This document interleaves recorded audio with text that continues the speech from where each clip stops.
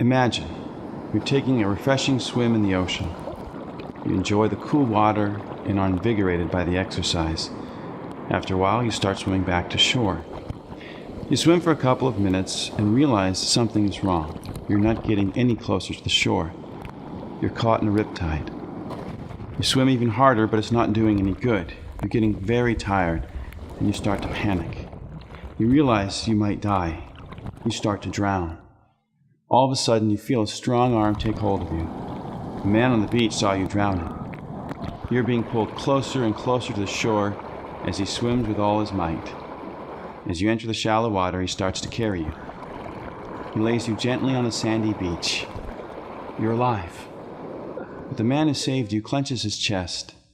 The effort of the rescue was more than his heart could take. He suffers a heart attack and dies on the spot. He gave his life to save yours. A few days later, the man's widow calls you and invites you to a memorial service in honor of her husband. How do you respond?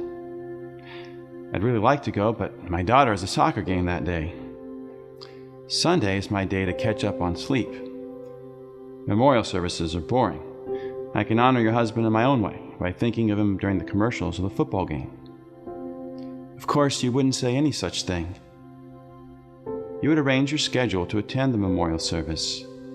You would dress appropriately, arrive early, and listen attentively to learn more about the man who saved your life. You would participate in the service to show your gratitude for the great sacrifice that was made and the great gift you received.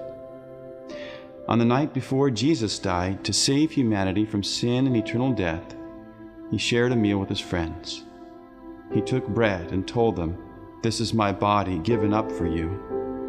He held a cup filled with wine and said, "This is my blood, the blood of the new and eternal covenant, which will be poured out for you and for many for the forgiveness of sins." He told them, "Do this in memory of me. Do this in memory of me."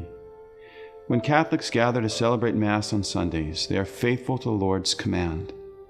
Another name for the Mass is Eucharist, which means thanksgiving.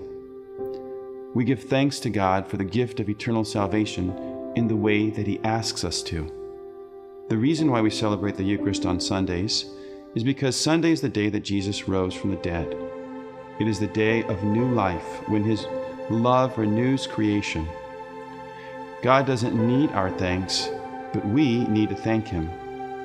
Jesus is present at Mass in a unique way. If we participate with the right attitude, Jesus enlightens our minds and nourishes our souls with His Word and His very self. Are you a Catholic who hasn't attended Mass in a long time? Come home to the family meal. Come to give thanks and be fed by the Lord. Discover the beauty and power of the Mass. Before receiving communion again, make a good confession.